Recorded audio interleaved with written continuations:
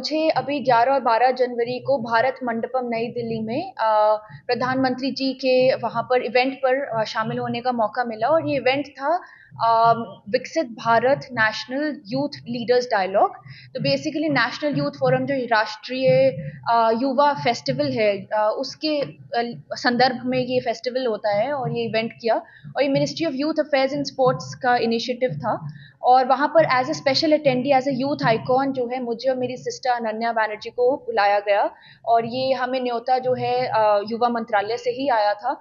और इसमें हमारा रोल ये था कि हमें वहाँ पर जो 3,000 से ज़्यादा जो युवा जुड़े थे अलग अलग राज्यों से भारत के, उनको मेंटोर करना, उनके साथ अपने एक्सपीरियंसेस, अपनी जर्नी ये साझा करना, उनको प्रेरणा देना, ये हमारा काम था। और हमने मिलजुल कर ये 10 अलग अलग थीम्स पर प्रेजेंटेशंस तैयार करी जो संडे को प्रधानमंत्री जी के सामने बात रखी गई कि किस प्रकार से भारत जो है विकसित भारत बन सकता है 2047 तक और उसमें किस प्रकार से युवा का देश निर्माण में कितना बड़ा रोल है। तो उसी के संदर्भ में था और मैं यूथ एम्पावरमेंट या युवा सशक्तिकरण के फील्ड में मेरा रोल रहा। मैं एक एक्टिविस्ट रह चुकी हूँ और मैं पिछले 20 सालों बचपन से ही जो है पहले कन्या भ्रूण हत्या के खिलाफ, अब अलग अलग और मुद्दों के खिलाफ काम करती आई हूँ। अभी मैं अपनी बहन के साथ सारथी नामक संस्था करनाल में चलाती हूँ जिसके द्वारा हम सशक्तिकरण और जागरूकता फैलाने का काम करते हैं। तो हम मानसिक स्वास्थ्य, मासिक धर्म और महिला सशक्तिकरण पे और शिक्षा पे काम करते हैं। किस तरीके का माहौल वहाँ पर देखने को मिला, क्योंकि छोटी सी उम्र के अंदर आप दोनों बहनों ने करना, जिस तरीके से कल्पना चावला ने नामकरण करवाया करना, उस तरीके से बनर्जी सिस्टर का नाम कहीं ना कहीं देश में चमकता हुआ नजर आ रहा है। क्या लग रहा है कैसी भूमिका रहने वाली आने वाले समय में? जी, बिल्कुल बहुत ही अच्छा एक्सपीरियंस था। आई थिंक राष्ट्रीय स्तर पर बात रखने का मौका मिलना एक खुद में ही बहुत बड़ी बात है। जिन लोगों के पास ये पावर है कि वो लोग खुद पॉलिसी मेकर्स हैं, उनके साथ अपने बात रखना कि युवा आज की युवा क्या सोच रही है, उनकी विज़न क्या है एक डेवलप्ड इंडिया को लेकर और किस प्रकार से जो मॉडर्न टेक्नोलॉजी है, कितनी तेज़ी से बदल रहा है ज़माना, तो एआई है और टूल्स हैं, उनको लेकर कैसे हम इंडिया को एक डेवलप्ड कंट्री बना सकते हैं। और मैंने अपनी एक्सपीरियंसेस चाहे वो ऑस्ट्रेलिया के थे, चाहे इंग्लैंड के थे, जो मैं पहले अलग-अलग देशों में पढ़ी हूँ, रही हूँ, काम किया है, वो सारे एक्सपीरियंसेस मुझे शेयर करने का मौका मिला। और इससे पहले ये इसी काम के कारण मुझे पहले कई बारी रिकॉग्निशन मिल चुका है, चाहे वो इंग्लैंड से किंग चार्ल्स के जो है उनकी गवर्नमेंट के थ्रू हो, चाहे मुझे ब्रिटिश हाई कमीशन ने 75 औरतों में शामिल किया, चाहे वो डायना अवार्ड मिलना हो, ऑस्ट्रेलिया में मैं एक दिन की सांसद रही, तो ये इस प्रकार के युवा मंत्रालय से ही मुझे यूनाइटेड नेशंस अवार्ड मिला। तो इस प्रकार का जो है मेरे को रिकॉग्निशन काम के लिए मिलता रहा है और बहुत काम सराहा गया और उससे हमारा हर बार विश्वास बुलंद होता है। और एक विकसित भारत में देश निर्माण में हमारा योगदान एज अ युवा जो है, रिस्पॉन्सिबिलिटी जो है, उसको और बुलंद करने का मुझे इंस्पिरेशन मिला इस इवेंट से। अलग अलग स्टेट से वहाँ पर जो युवा पहुँच रहे थे, जी। आपने क्या कुछ एम वहाँ पर साधा? जी।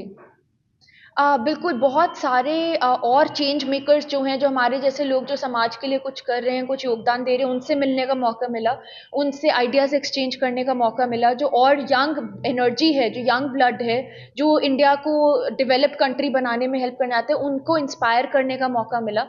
और यही सोच है कि भी स्किल्स और एजुकेशन पे खास ध्यान दिया जाए और यही बात मैंने रखी कि स्किल एजुकेशन बहुत इंपॉर्टेंट है। हम सुशिक्षा कार्यक्रम के थ्रू भी यही कोशिश करते हैं अपने संस्था से भी कि हम युवा को जो स्किल्ड बनाओ। यही बात प्रधानमंत्री जी ने भी रखी कि सिर्फ पढ़ाई, सिर्फ ग्रेजुएट होना काफ़ी नहीं है, कौशल बहुत ज़रूरी है। और साथ में प्रधानमंत्री जी का ये कहना कि हमें कंफर्ट जोन से बाहर निकलना पड़ेगा और दूरदर्शी बनना होगा कि हम देश को आगे कैसे लेकर जाएं। और वो अकेला जो है वो सिर्फ पॉलिसी मेकर्स, सिर्फ जो है हमारे नेता लोग जो है पॉलिटिशियंस, वो नहीं कर सकते। हम सबका इसमें इंडिविजुअली बहुत बड़ा रोल है। तो उन्होंने यही बोला कि ये ओनरशिप जो है आज विकसित भारत यंग लीडर्स डायलॉग के थ्रू, ये ओनरशिप हमें शिफ्ट करनी होगी कि ये अकेले सिर्फ सरकार का काम नहीं है, भाजपा का काम नहीं है, ये काम जो है हर इंडिविजुअल का है। ऐसी कोई बात जो प्रधानमंत्री ने आपके समक्ष रखी हो, जो आपको तुरंत हिट करी हो, उस पर आपने कॉल साधा हो? जी, कई ऐसी चीज़ें थी। पहले तो मैं उनकी जो शार्प माइंड है उनसे काफ़ी इम्प्रेस्ड थी। मैं उनकी मेमोरी वो काफ़ी इंस्पायरिंग लगी, जिस प्रकार से उन्होंने बहुत ध्यान से सारे वो सजेशन सुने जो युवा ने उनके सामने रखे, उनके साथ साझा किए और उस पे हर एक पे काम करने का उन्होंने जो वादा किया। उसके अलावा 1 लाख युवा को राजनीति में लाने का जो उनका जो क्लेम था वो बहुत इंस्पायरिंग लगा मुझे, बिकॉज़ आई थिंक इस समय में भारत कहीं न कहीं युवा को राजनीति में नहीं ला पा रहा है। तो उसको 1 लाख यंग पीपल को to get them into politics ये काफ़ी इंस्पायरिंग और बड़ी चीज़ थी और काफ़ी लोग अगर वो नेता बने, अगर वो राजनीति में किसी भी लेवल पे जुड़े, तो आई थिंक रिप्रेजेंटेशन बढ़ सकता है और युवा अगर नेतृत्व में आएगा तो भारत डेफिनिटली एक सुपर पावर बन सकता है। आपका आने वाले समय में क्या कुछ गोल है और ये जो प्रेरणा आपको मिल रही है जी। छोटी सी उम्र में, जो बच्चा खेलने कूदने की उम्र के अंदर होता है, जी। उस समय आप अंतर्राष्ट्रीय लेवल तक पहुंच रहे थे। जी। जी, मुझे इसकी प्रेरणा मेरे माता-पिता से मिली है क्योंकि उन्होंने मुझे 5 साल की उम्र में ही जो है एक्टिविज़्म में डाल दिया था। हमेशा हमें ये सिखाया कि अपने से आगे सोचो और दुनिया में और क्या-क्या चल रहा है और आपके पास कितना कुछ है, वो समझने की कोशिश करना, वो उन्होंने सीख दी हमें। और बचपन में मैंने टीवी नहीं देखा 15 साल, मैंने टॉयज़ के साथ खेलनी हो चाहे किताबें पढ़ना मेरे पेरेंट्स ने प्रेफ़र किया। मेरे पेरेंट्स दोनों टीचर्स हैं, तो इसी तरह का हमेशा शिक्षा का माहौल रहा और सड़कों पे नारे लगाना, पैम्फलेट्स बाँटना, नुक्कड़ नाटक में पार्टिसिपेट करना। 7 साल की उम्र में मुझे मुख्यमंत्री जी ने इनवाइट करके ऑनर भी किया था। तो मेरा बचपन काफ़ी ऐसा ही गुज़रा है जिसमें मैंने सड़कों पे काफ़ी बचपन गुज़ारा और अब मेरी जो इंस्पिरेशन या प्रेरणा मैं कहूँगी वो लोग हैं जिनके साथ मैं काम करती हूँ। मैं हर रोज़ जब उनके चैलेंजेज़, उनकी प्रॉब्लम्स देखती हूँ, फिर मैं सोचती हूँ कि किस प्रकार मेरे को इतनी शिक्षा मिली है, मैं वर्ल्ड क्लास एजुकेशन लेकर आई हूँ, तो मुझे लगता है कि मेरी ज़िम्मेवारी और बढ़ जाती है फिर और वो जो प्यार और विश्वास जो लोग दिखाते हैं, चाहे वो मेरे सुशिक्षा के बच्चे हैं, चाहे वो बुलंद और हम जो अभिव्यक्ति के थ्रू काम करते हैं उसमें है, चाहे आप सबका ऑडियंस का, मीडिया का, सरकार का, सबका साथ जब रहता है, तो हमें ऐसा लगता है कि हमारी ज़िम्मेवारी और बढ़ गई है और काम करना होगा। तो यही है जी। जो युवा आपको इस समय देख रहे हैं, सुन रहे हैं, जी। उन्हें चंद शब्दों में क्या कुछ मैसेज। जी, युवा को मैं यही कहूँगी कि आप अपने आप को किसी से कम ना समझें। हम अक्सर क्या सोचते हैं कि हम पहले पैसे कमा लें, हम किसी पावर की पोज़ीशन में आएँ, तब हम कुछ करेंगे। तो ऐसा नहीं है, हम का चाहें तो आज ही, यहीं से ही, जिस भी कैपेसिटी में हम बदलाव लाने की कोशिश कर सकते हैं। हम हर कोई जो है एक एजेंट ऑफ़ चेंज है। तो अब आप देखिए बहुत लोग आप हमसे पूछते हैं, आपको पैसा कहाँ से मिलता है? आप कैसे ये सब करते हैं? ये बिल्कुल मुफ़्त है। हम कहीं से कोई डोनेशन नहीं लेते। सिर्फ सड़क पे खड़े होकर नारा लगाना, लोगों से बातचीत करना, जागरूकता फैलाने में कोई पैसे नहीं लगते। तो आई थिंक आप अपने आप को शिक्षित करें, सबसे पहले अपने आप को सशक्त करें और फिर अपने साथ और लोगों को लेकर चलें, बिकॉज़ आपका देश निर्माण में बहुत बड़ा रोल है। आप फ़ॉरेन जाएँ तो इंडिया का नाम वहाँ रोशन करें, इंडिया में हैं तो रिस्पॉन्सिबल सिटिज़न बनें, यही मेरा मैसेज है। जी, मेरे लिए बहुत ही शुभ घड़ी है कि मेरी दोनों बेटियाँ संजोली बैनर्जी और अनन्या बैनर्जी को मौका मिला भारत मंडपम में जाने का, विकसित भारत कैसे बन सकता है उसमें कंट्रीब्यूट करने का और मेंटोर करने का युवा को। तो ये हम बहुत लकी हैं कि हमारी बेटियों को ऐसा मौका मिला और उन्होंने वहाँ जाके प्रूव करा कि बेटियाँ भी सब कुछ कर सकती हैं। तो मौका हमें देना है अपनी बेटियों को। बहुत ज़्यादा ज़रूरत है कि हम अपनी बेटियों को उच्च शिक्षा दें। कभी भी ये ना सोचें कि बेटी पराया धन है तो बेटी पर पैसा नहीं लगाना, पढ़ाई अच्छी नहीं करवानी, उनकी शादी के लिए पैसा जोड़ना है। मुझे लगता है कि शादी के लिए पैसा जोड़ना तो बहुत बाद की बात है। उच्च शिक्षा देने से पहले बच्चियाँ कॉन्फिडेंट होंगी, समाज की तरफ कुछ अच्छा करेंगी। और एक और काम जो पेरेंट्स गड़बड़ कर देते हैं वो बेटे को इम्पोर्टेंस तो देते ही हैं बेटी से ज़्यादा। दूसरी गड़बड़ कई बार ये कर देते हैं कि बेटों को ये नहीं सिखा पाते कि रिस्पेक्ट कैसे करनी है बेटियों की। बेटियों को इज़्ज़त माता-पिता भी करें, टीचर्स भी करें और ये समाज भी उतनी ही इज़्ज़त दे। हम पाबंदी बेटियों पर ना लगाएँ, पाबंदी हम अपने बेटों पर लगाएँ।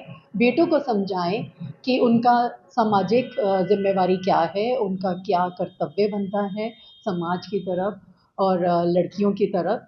और ये जो है जितनी हार्मनी, जितना इज़्ज़त-मान कहीं मैंने बाहर के देशों में देखा है, लड़कियों के लिए रिस्पेक्ट रहती है और एक कॉल करने पर पुलिस भी आ जाती है। अब मैं मानती हूँ कि इंडिया की पुलिस भी बहुत एक्टिव हो गई है और बहुत बदलाव आ रहा है, मगर हमें और इन चीज़ों को और ज़्यादा इम्प्रूव करने की ज़रूरत है, ताकि लड़कियां सेफ़ भी फील करें, पढ़ाई भी करें, सेफ़ भी रहें, और माता पिता कंपेयर ना करें कभी भी अपने बच्चों को दूसरे बच्चों से, क्योंकि ये जो होता है दूसरे बच्चे अच्छा कर रहे हैं, खासकर जैसे अब संजोली एंड अनन्या की बात हो रही है, तो ये ना हो कि लोग कहें देखिए आप वो बेटियां भी तो कर रही हैं, आप क्यों नहीं कर रहे हो। हर इंसान में अलग कैलिबर है, कोई बहुत अच्छा इंजीनियर बन सकता है, कोई बहुत अच्छा डॉक्टर बन सकता है, बस भावना अच्छी होनी चाहिए कि समाज के लिए कुछ अच्छा करना है। आप एक अच्छे डॉक्टर बन के अच्छा इलाज कर रहे हैं तो वो भी बहुत ही अच्छा कार्य कर रहे हैं। ज़रूरी नहीं है कि आप सिर्फ एक ही तरह का कार्य करके मदद कर सकते हैं। प्लीज़ अपने बच्चों पे प्रेशर ना डालें और अपने बच्चों की मानसिकता का भी ध्यान दें। मैम, जिस तरीके से आपकी बेटियां दोनों एनएलसी सिस्टर्स कहीं ना कहीं देश में नाम रोशन कर रही हैं, आने वाले समय में क्या जो शहर की हमारी बेटियां हैं उनके लिए भी कुछ ऐसा प्लेटफॉर्म आप कहीं ना कहीं जारी करेंगे कि वो आने वाली जो बेटियां हैं वो भी होंगी। इससे पहले मेरा सवाल ये होगा कि ये जो कार्यक्रम रहा प्रधानमंत्री के साथ, वो किस तरीके का कार्यक्रम रहा? संजोली ने दोनों सिस्टर ने आपको बताया कि किस तरीके की एक्टिविटी रही, ऐसे बातचीत हुई, क्या थोड़ा सी जी जी, मैं बहुत लकी मदर हूँ कि मेरी बेटियाँ मुझसे हर बात करती हैं। वो स्कूल के दिनों में किचन स्लैब पे बैठ के बताने से लेकर अभी तक, तो जहाँ तक भारत मंडपम विकसित भारत 2025 हुआ है, उसके बारे में मैं ये कहना चाहूँगी कि उन्होंने मुझे जो बताया कि वहाँ पर बहुत सारे डिग्निटरीज़ भी आए हुए थे, और मोदी जी की स्पीच सुनने का भी उन्हें मौका मिला। और ये दोनों बहनें, दे वर अमंग 200 यूथ आइकन्स, जो कि वहाँ पर मेंटोर करने गई थी बाकी स्टूडेंट्स को। वहाँ पर 3 लाख बच्चों ने जब अप्लाई करा था through their essay writing and quiz competitions, उनमें 3 लाख में से 3000 बच्चे सेलेक्ट हुए थे जो वहाँ पर अटेंड कर सकते थे, जिसमें कि पूरा युवा था, स्कूल और कॉलेज और यूनिवर्सिटी के यूथ था। उन 3000 बच्चों को मेंटोर करने के लिए वहाँ पर आनंद महिंद्रा जी, महिंद्रा ग्रुप के, and Anand Kumar ji super 30, Ronnie Screwvala producer, और पलकी शर्मा उपाध्याय वहाँ जर्नलिस्ट जो कि अब बीजेपी की मेंबर भी हैं, तो ये सब लोग वहाँ प्रस्तुत थे। इनके अलावा और भी बहुत सारे डिग्निटरीज थे। उन सब के साथ मिलके इन 3000 बच्चों को संजोली और अनन्या ने भी उन सब के साथ मिलकर ट्रेन करा है, उनकी प्रेजेंटेशंस में उनको गाइड करा है, उनको मोटिवेट करा है कि वो देश में चेंज मेकिंग में और क्या क्या कर सकते हैं। और दूसरा चीज़, जैसे कि अभी आपने पूछा कि शहरों में हर बेटी, मैंने बोला कि सब बहुत कुछ पोटेंशियल है हमारे बच्चों में। हमारे बच्चे किसी भी तरीके से, ज़रूरी नहीं कि एक ही तरीके से, किसी भी तरीके से देश की तरफ अपने ज़िम्मेवार नागरिक बनते हुए, समाज की तरफ अपनी ज़िम्मेदारी समझते हुए आगे बढ़ सकते हैं, मगर उसके लिए पेरेंट्स का कंट्रीब्यूशन बहुत ज़रूरी है। बहुत सारे पेरेंट्स चाहते हैं बच्चा ऐसा करे, तो मैं ये कहना चाहूँगी, हमने 13 साल बच्चों को टीवी नहीं दिखाया। उस जब हम बच्चों, आज का बच्चा जो है खाना भी नहीं खा पाता टीवी के बिना। टीवी लगाकर या वीडियो गेम्स लगाकर, मोबाइल लगाकर ही हम बच्चे को कहते हैं कि बच्चा बस बिज़ी रहे और हमें ना तंग करे। नहीं, हमने बहुत टाइम बच्चों को दिया, बहुत उनके साथ अच्छे से, चाहे उनको किताबें पढ़ने पे लगाया, चाहे उनके साथ खेले, तो उससे हमारा बॉन्ड भी बना और उनकी नॉलेज भी बढ़ी, और अलग-अलग तरह की बुक्स भी उन्होंने पढ़ी, उनसे कई बुक्स से वो इंस्पायर भी हुए। तो ये कोशिश पेरेंट्स की बहुत ज़रूरी होती है। अगर मैं टीवी देख रही होती और मैं उनको मना करती तो बहुत गलत था। दूसरी चीज़, हम लोगों ने उन्हें रिस्पॉन्सिबिलिटी टुवर्ड्स सोसाइटी सिखाने के लिए, how to give back to the society सिखाने के लिए, उनके बर्थडेज़ भी हमने कुछ 10-12 साल की उम्र तक किसी न किसी आश्रम में जाके मनाए हैं, जैसे कि वो अनाथ आश्रम हो जाए या कुछ लेप्रोसी स्ट्रिकन हो जाए आश्रम, ताकि उन्हें भी सेंस ऑफ गिविंग बना रहे उनमें। तो ये पेरेंट्स की भी रिस्पॉन्सिबिलिटी है, सिर्फ बच्चों से एक्सपेक्ट करने से ये नहीं होगा। एनर्जी सिस्टर्स की बचपन की कुछ यादें ताज़ी करना चाहेंगी? उनका क्या कुछ रवैया बचपन में रहता था, किस तरीके की वो रुझान रखती थी? हम बहुत लकी हैं कि हमारे दोनों बेटियां, मतलब जो हमने एक सपना देखा था उससे कई गुना आगे हैं। बचपन में अगर उन्हें बोला गया कि चलो चलते हैं, नुक्कड़ नाटिका करनी है आपने और आपने ऐसे परफॉर्म करना है या आप आवाज़ उठाएं इस चीज़ के खिलाफ, तो दोनों ने हमेशा उत्सुकता दिखाई। कभी भी दोनों ने ऐसे क्यों जाएं, नहीं जाना हमें। बहुत से बच्चे ऐसा भी करते हैं, ज़िद्दी भी होते हैं। मुझे कभी भी ऐसा नहीं लगा कि हमारे बच्चों ने साथ ना दिया हो। और उसके बाद से अब ऐसा है कि अब हमें तो हाँ, पता भी नहीं है कि बहुत कुछ कर रही हैं वो। हमारी सोच से, हमारी ऊर्जा से परे दोनों बहुत अच्छा कर रही हैं काम की। इतना युवा पूरा देश में उनके साथ जुड़ा हुआ है और पढ़ाई करते हुए, काम करते हुए, जॉब भी करते हैं, पढ़ाई भी करती हैं, साथ में वो समय निकाल रही हैं। तो ये बहुत दिन का जो बैलेंस करना है, इस समय अगर पिछले 8 सालों से कहूँ तो बागडोर सारी इन दोनों बच्चियों के हाथ में है, जो भी ये सामाजिक कार्य चल रहे हैं। मैम उन पेरेंट्स से क्या कुछ मैसेज कन्वे करना चाहेंगे जो आज भी अपने बच्चों से थोड़ा विभिन्न रहता है, या फिर पेरेंट्स बच्चों की नहीं मानते, बच्चे पेरेंट्स की नहीं मानते? देखिए, ये तो हमेशा ही चलता आया है और आज की नई बात नहीं है। हमारे पेरेंट्स के साथ थोड़ा डिफरेंस ऑफ ओपिनियन होता ही था, उससे पहले उनका भी रहा होगा और उससे पहले उनका भी। ये तो हर जनरेशन में डिफरेंस ऑफ ओपिनियन होता है और बस हमें समझने की ज़रूरत है कि नया दौर है, नए चीज़ें हैं, जितना हम सीख पाएँ उनसे हम सीखें। कभी ये मत सोचें कि मुझे सब कुछ आता है। और जहाँ उनकी बात गलत लगे, प्यार से समझाने की कोशिश करें, उन्हें बताएँ कि ये चीज़ का नज़रिया, उनका नज़रिया सही है मगर हमारा नज़रिया ये है, तो गैप कम होगा। आपका नाम? मेरा नाम है गगन बैनर्जी।